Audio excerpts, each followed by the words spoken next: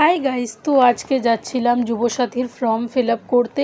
আমি এখানে 2-3 দিন ধরে ঘুরে যাচ্ছি, ভীষণ লাইন। আর আমি সকালে এসেছিলাম, তখনও ভীষণ লাইন ছিল, আমি ভিডিও করিনি। ভীষণই লাইন, মারাত্মক লাইন ছিল।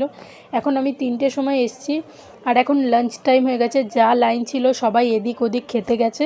এবার আমরা ভাবছি যে কি করব। আমিও কিছু না খেয়ে বাড়ির থেকে শুধু যাওয়া আসা হচ্ছিল।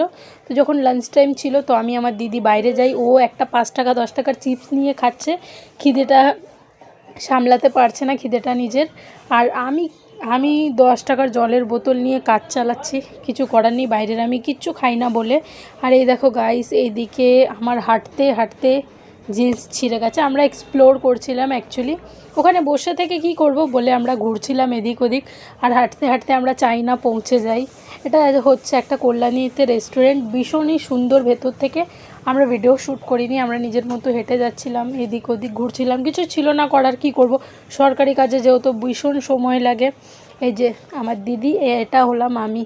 আমরা ব্যাস কিছু না করে এই ফাজলামি করছি, আর আমরা এখনও বসে রয়েছি। আমার ফর্ম এখন ফিল আপ হয়ে গেছে, জমা হয়ে গেছে।